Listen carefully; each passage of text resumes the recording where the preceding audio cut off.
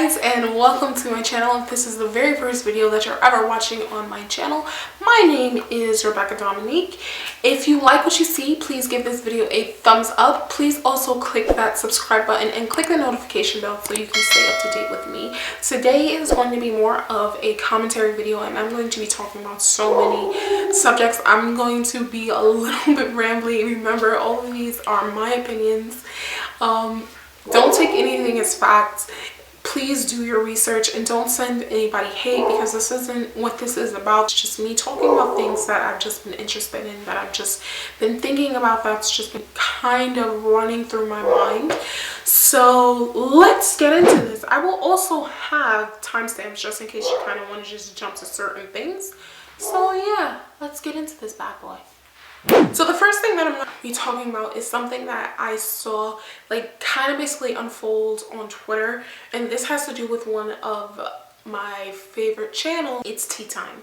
Now this has to do with Nicky and the resurfacing of some old tweets from about 10 years ago, where he said some really inappropriate things and some really offensive things that hurt different communities. I really appreciate the fact that he held himself to account, that he didn't shy away from anything that he said, that he was very honest with everyone, and that he took responsibility for what he said and the fact that his words may have hurt certain segments of the community, and he will continue to do that. And I just appreciate that, because there are so many people who do have platforms, who have done things or have said things that may have been hurtful and may have been offensive to others, who have not taken responsibility, who has not apologized for what they have done, and just kind of like brush it off and just kind of just say, oh well, that's in the past. You know, well, things we do in the past, they do come up again. And it's important, I think, to show people that you've changed, and it's important to show people that, you know, this isn't the same person that I was, because let's face it, we've all said things in our past that may have been a little bit off color, that may not have been appropriate, and may have been said in the heat of the moment. But what's so great, I think, is that when we can grow, we can evolve. And if you can just reflect and say, hey, yeah, these are things that I've said in the past, you know, I f***ed up, you know, that's not who I am today, and you own up to it and you take responsibility for it, then I think that just shows your maturity as a person. That shows that you have character. So I just wanted to touch on that really quickly. We're all adults here. If you say something, if you do something, just own up to it.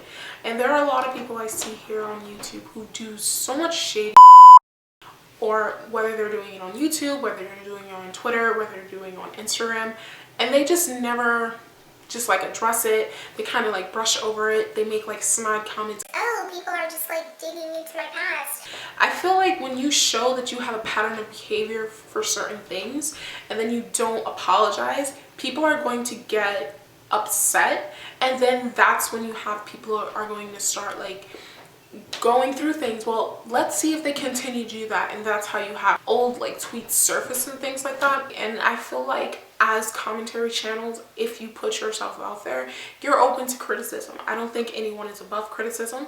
I think everybody can be criticized, but I just think how you do it, and if there's a malicious intent behind it. It's one thing to criticize someone and to bring out things in people's past with an intent to educate, with an intent to have this be a learning experience so everybody can get something out of a situation.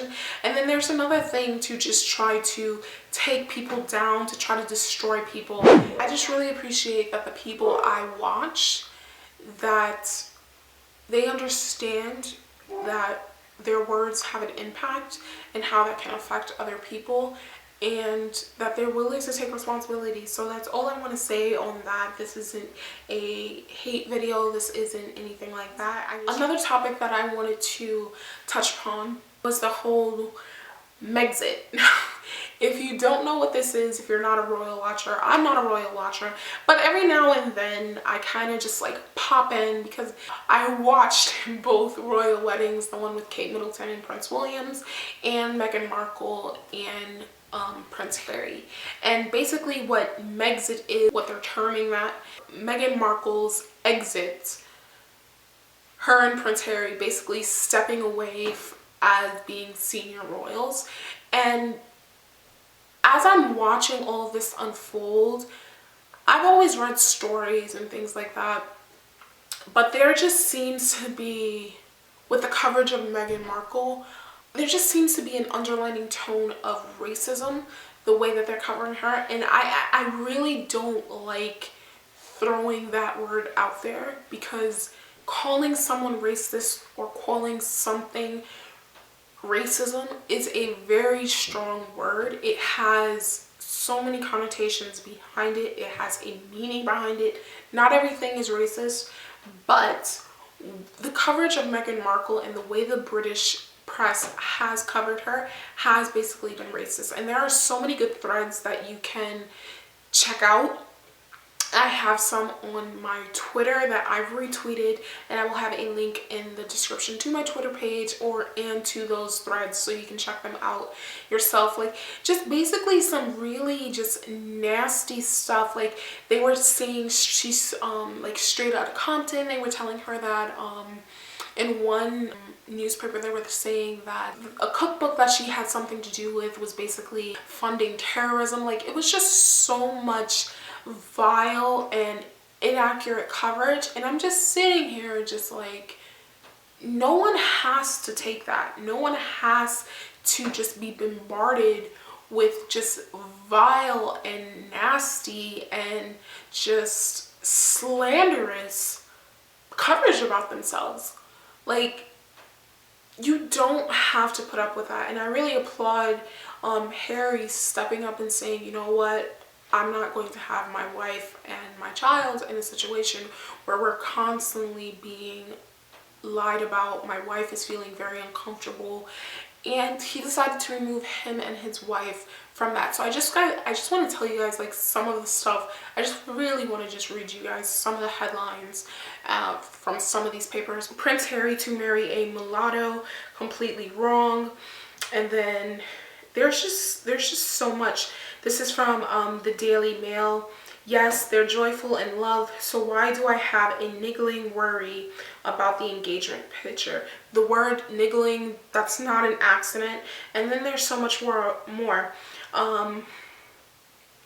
Princess Michael of Kent wore a racist brooch to lunch with Meghan Markle. A royal family member appeared to wear offensive jewelry to the Queen's luncheon. This was December of 2017. And then they just really go on. Meghan's seed will taint our royal family. UKIP's chief glamour model lover 25 is suspended from the party over racist text about Prince Harry's wife-to-be. And then there's just even more stuff. The Duchess is difficult. Meghan Markle could be losing another staff member. And then it was basically, they were saying that they were trying to paint Meghan Markle as a diva, but it seems to me that she's very independent. It seems to me that she's, in a sense, bringing the royal family into the 21st century, and that may be offensive to certain people. Like, they have the idea of the royal family is just basically whites, European, and Meghan Markle, even though she is a biracial woman, her coming into the picture, Harry marrying this woman, and them having a mixed race child, Archie, basically taints the bloodlines. And it's just so much crap that's just like really weird. And I noticed that they tended to paint Meghan against Kate. So anything that Kate did, she was very elegant, she was very regal. And anything that Meghan did was basically, she was very vulgar. She was basically like undisciplined. And it seemed as if there was something almost every day about her. And everything is just really negative. And I really want to show you guys some other quotes.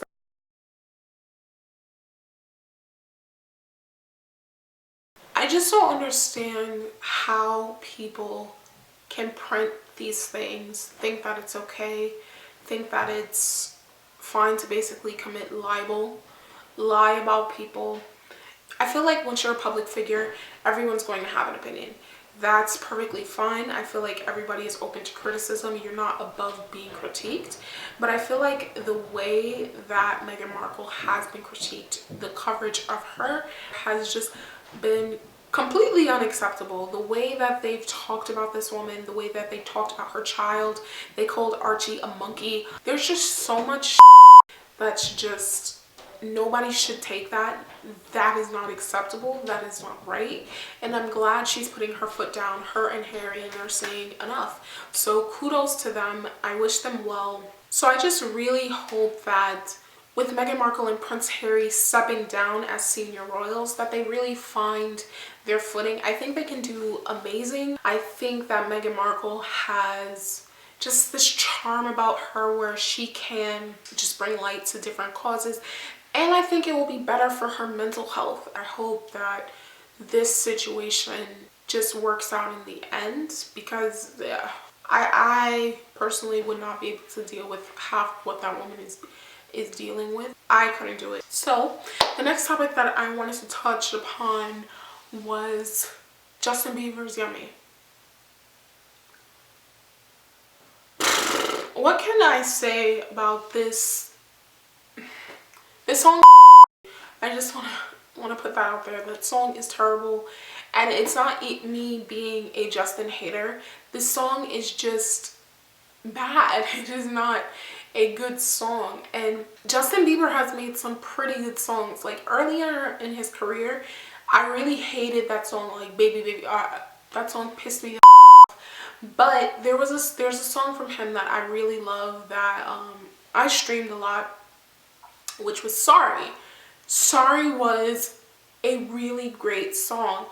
And the only reason why I'm talking about this is because it seemed like Justin is weirdly doing what K-pop fans do, is like really telling people to basically spam his music, trying to get streams. I feel like if it's a really good song, you don't have to beg people the way he is, trying to get people to stream your music.